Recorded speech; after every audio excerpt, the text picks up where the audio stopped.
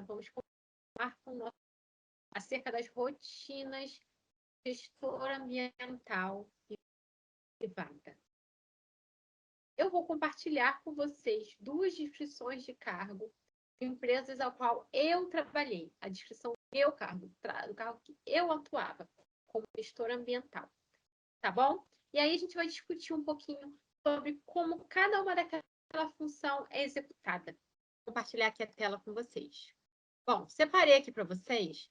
Eu não consegui descaracterizar o nome da empresa, nem nada do tipo, então eu copiei e colei o texto, tá?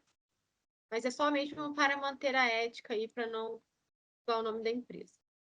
Então, gente, olha só, essa era a minha descrição de cargo como analista ambiental. Então, vamos analisar aqui conjuntamente essa descrição de cargo que eu copiei e colei, que eu atuava, tá? Primeiro de tudo, a empresa colocou gestão de resíduos sólidos e líquidos. Então, como era essa gestão? Gestão de resíduos sólidos. Eram os resíduos perigosos e os não perigosos. Então, o que definia aí os resíduos perigosos? Os resíduos perigosos, quem define aí é a classificação ambiental. Então, resíduos perigosos é tudo que pode fazer mal ao meio ambiente, ou à vida humana, ou animal, ou também se entrar em contato com outras substâncias, ele muda de forma, tá? Então, aí, o que seria um resíduo perigoso? Solvente, óleo, graxa, tinta, lâmpadas, tudo que é considerado como resíduo perigoso. E também nós temos os resíduos sólidos não perigosos, que aí nessa empresa eu tinha as matérias-primas, as sobras de matérias-primas. O que é matéria-prima numa empresa?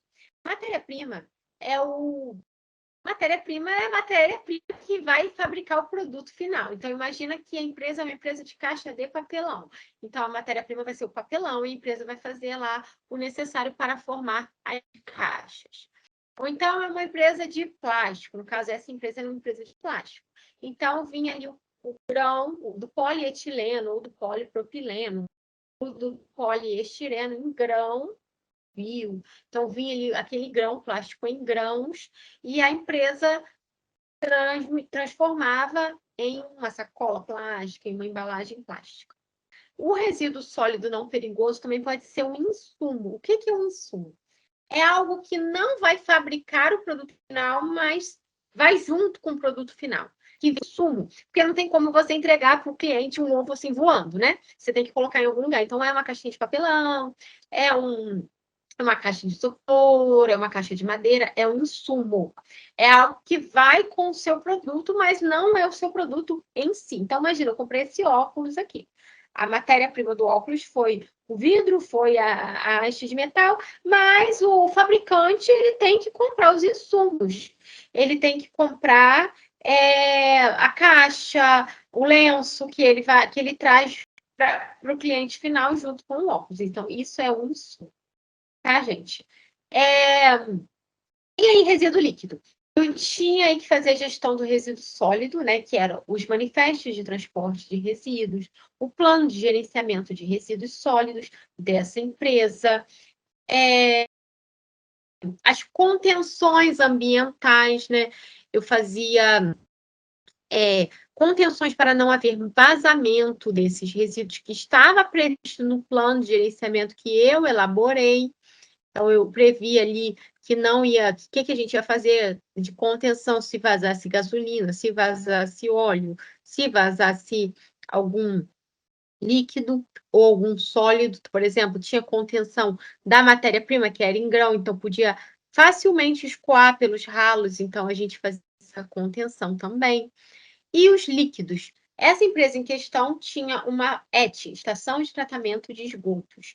Então, eu fazia o monitoramento dessa ET. Nós tínhamos que cumprir a legislação ambiental relacionada à ET. Isso aí eu vou falar para vocês. Tem um módulo que fala sobre requisitos legais, então a gente vai falar sobre legislação relacionada a efluentes líquidos. E quem me preparou para fazer isso? Bom, tive 2 disciplinas na faculdade, que uma falava sobre gerenciamento de resíduos sólidos e outra falava sobre gerenciamento de resíduos líquidos, que me prepararam basicamente para trabalhar com isso. Eu já sabia, já tinha uma certa noção, mas eu aprendi muito sozinha, em cursos extras, estudando por conta própria, fazendo cursos complementares e na minha atuação prática profissional mesmo. Então, como que era essa gestão dos líquidos? Eu garantia que a ET se mantinha numa qualidade de água que a legislação determinava, então eu cumpria ali o manual da ET, o manual da manutenção da ET, era uma ET pequena, então a gente tinha uma manutenção que era até mais fácil, tinha que colocar pastilhas de hipoclorito de sódio na ET, então a gente cumpria o manual da ET, não era difícil. E quando a ET saía dos padrões, que a gente tinha que fazer análises semestrais de acordo com a legislação, ela saía dos padrões que o requisito legal determinava, nós fazíamos análises mensais para acompanhar se as nossas ações estavam surtindo efeito. Então, nós aplicávamos uma ferramenta de gestão chamada plano de ação e aplicávamos aí estratégias para fazer com que a qualidade do tratamento da água da ET fosse elevada. Então, a gente proibia certos tipos de material de limpeza, a gente proibia fritura no refeitório e acompanhando as análises para ver se as nossas atividades, as mudanças das nossas estratégias estavam refletindo no padrão de qualidade da água. E sempre dava certo, a gente sempre conseguia reverter essa situação. Então, a gente tinha que protocolar junto ao órgão ambiental. E quando eu falo a gente, pessoal, é porque eu estava numa equipe. Então, era equipe, tudo a gente fala é a gente, não é eu, sou eu. Somos nós, é a equipe. Então, nós protocolávamos os resultados dessas análises junto ao órgão ambiental, conforme determina a legislação. Coordenar inspeções ambientais. O que são essas inspeções ambientais? Em uma empresa, volta e meia, nós temos que fazer o quê? Nós temos que fazer inspeções, nós temos que ver se o que nós determinamos em procedimentos, em instruções de trabalho, que os colaboradores ali da linha de produção joguem lixo em determinado local, que eles não descartem lixo perigoso incorretamente. Nós temos que garantir que as leis estão sendo cumpridas. Antes mesmo do órgão fiscalizador chegar lá e pegar algo errado, nos aplicar uma multa. Nós, como profissionais ambientais, muitas das vezes está na nossa descrição de cargo coordenar inspeções para que nós façamos a contenção dos riscos, dos danos, antes mesmo deles acontecerem. Então, verificar ali se está tendo vazamento, como está sendo a ação, se as pessoas estão cumprindo o que elas foram treinadas para fazer, essas coisas. Então, a gente fazia inspeções ambientais. Participar do monitoramento de amostras de água. Então, a ET, a gente tinha que retirar amostras. A princípio, essas amostras eram retiradas para um laboratório externo. Depois de um tempo ficou caro e essas amostras começaram a ser retiradas pelas nossas equipes, pelo pessoal do operacional. Então, eu participava e coordenava a retirada de amostras. Então, qual era a minha função? Saber na ET, saber o manual de instruções, como que funcionava a ET, onde era a entrada, onde era a saída da água. Então, eu tinha que pegar uma amostra da entrada da água, né? Como que a água entrou. Então, eu tinha que ter esse conhecimento técnico e coordenar a equipe operacional para não retirar a amostra indevida. Inclusive, uma vez, isso foi realizado no momento que eu não estava na empresa e não souberam onde coletaram a amostra de entrada na saída e vice-versa, e acabou que a análise deu toda errada, foi um dinheiro jogado fora pela empresa, porque somente no momento da coleta foi feito errado. E aí a análise deu inconsistente, deu que a água estava super suja, então entrou nesse momento aí a capacidade analítica do profissional. Eu analisei, quando eu vi o resultado, eu falei, não, gente, não é possível. Uma água tratada não vai ter esses padrões de qualidade de água. Então, foi realizada alguma coisa errada. E comecei a fazer uma investigação, cheguei à conclusão de que os profissionais que realizaram a coleta tiveram um erro ali por falta de direcionamento, porque eu não estava presente, estava em outra atividade externa. E deu erro na análise. Então, a gente fez o quê? A gente aprendeu com esse erro e, a partir desse momento, a gente coordenou que as análises só iam ser realizadas no momento que tivesse alguém apto para coordenar essa atividade. Então, esse erro não se repetiu. Então, gente, a próxima. Controlar e atualizar a licença ambiental junto aos órgãos de fiscalização ambiental e vigilância sanitária. Então, como eu falei, licenciamento ambiental é uma atividade muito cobrada para o profissional ambiental, o licenciamento ambiental. Então, fica aí como responsabilidade do profissional, muitas das vezes, renovar a licença se ela já existe, ou então tirar uma licença nova, né, junto aos órgãos. E nessa empresa específica, eu também era responsável pelos protocolos de vigilância sanitária. Então, a vigilância sanitária vencia anualmente, e anualmente eu tinha que entrar junto com um órgão de vigilância sanitária,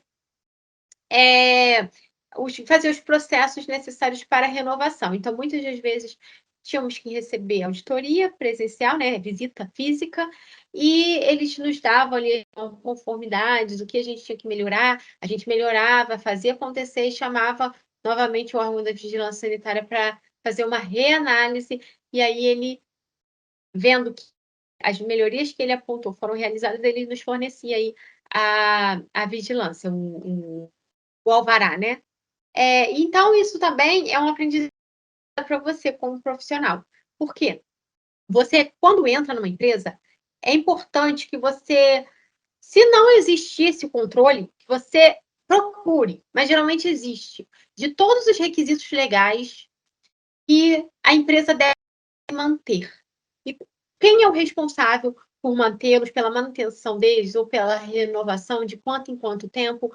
A minha prática profissional, por exemplo, quando eu entro numa empresa, eu começo a pedir essa documentação, solicitar essa documentação para as pessoas cabíveis, para os gestores, e eu faço uma planilha. Se essa empresa não tiver um sistema, se a empresa for grande, ela tem um sistema, mas se ela não tiver, eu faço uma própria planilha de Excel, onde eu coloco ali cada requisito, qual a durabilidade daquele documento, quem é responsável pela renovação dele e de quanto em quanto tempo. E aí fica aí. Eu também vou oferecer para vocês isso nesse curso, uma planilha de monitoramento de requisitos legais. E aí fica para você estabelecer a sua rotina, você não ser pega de surpresa, para a empresa não ficar sem uma tão importante licença. Imagina uma empresa ficar sem a licença sanitária. Ela não pode operar. Ela para, ela fecha as portas, ela recebe multa. Então, fica aí a cargo dos seus gestores, dos seus chefes, dos analistas, manterem a vigilância sobre esse tipo de documentação tão importante.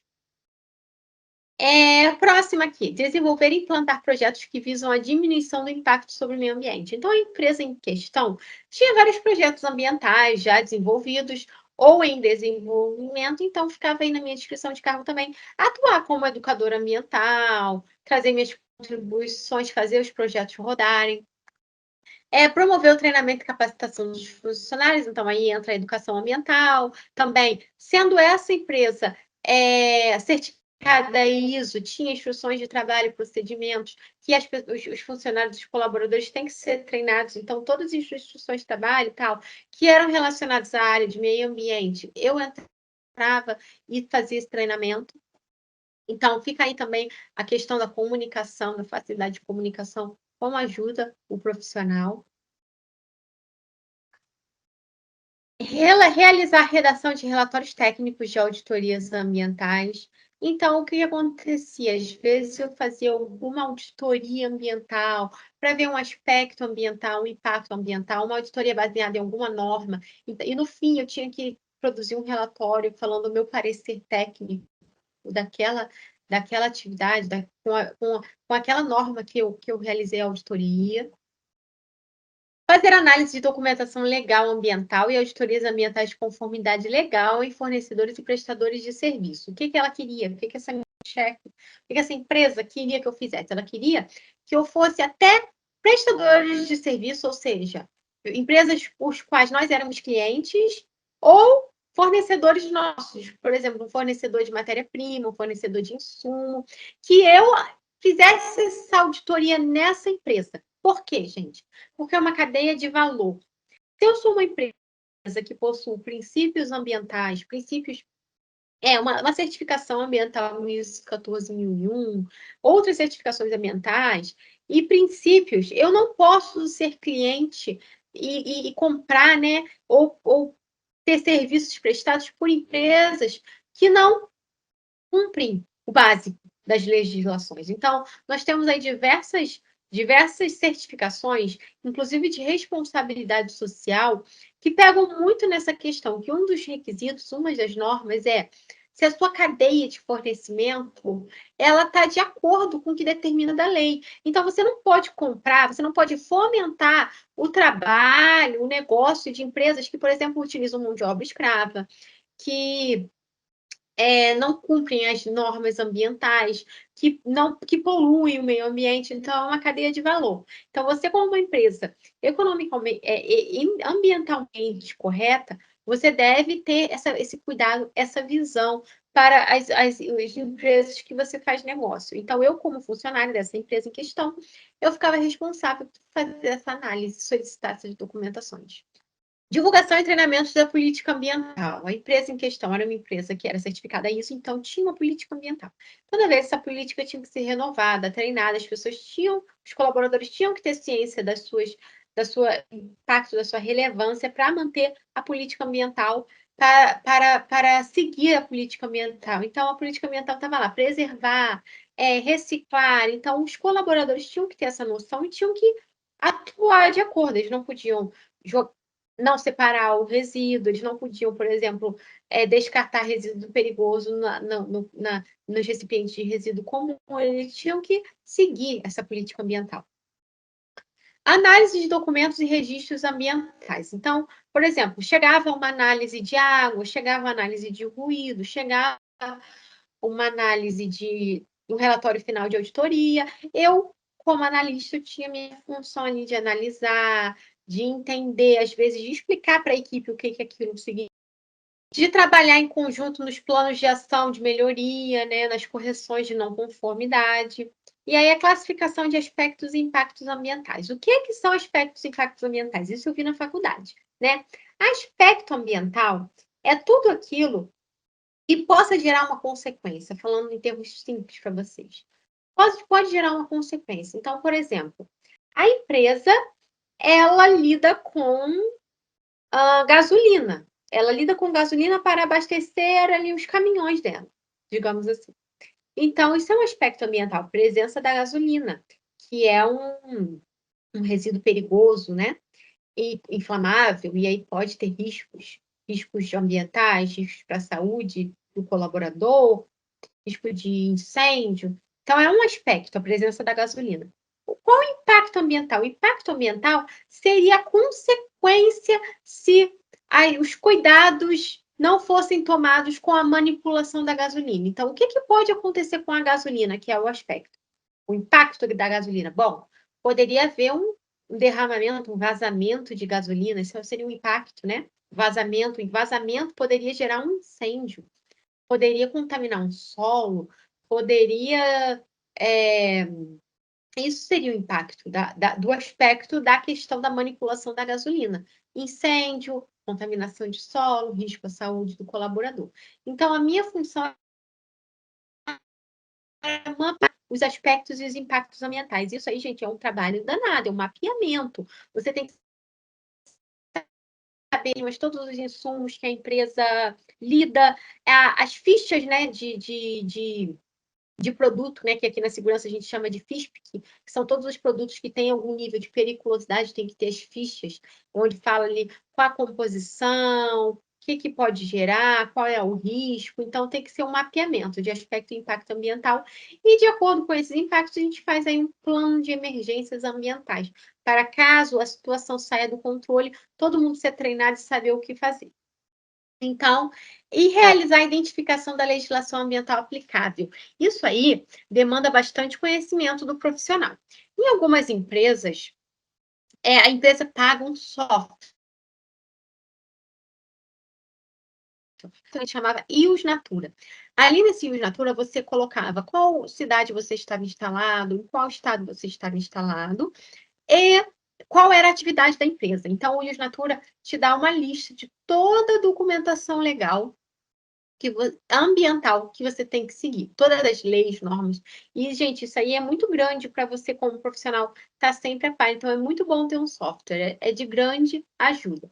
Porém, nessa empresa em questão, eu não lembro se já tinha o software quando eu entrei. Como que eu fiz isso? Identificar a legislação ambiental aplicável. Eu já tinha uma carga boa, né?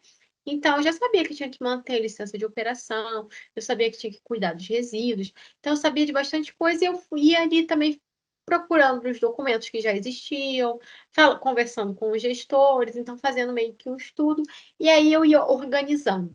E muitas das legislações que eu sabia que a gente tinha que cumprir, a gente não cumpriu, passei a cumprir. Então, isso aí era muito conhecimento meu mesmo.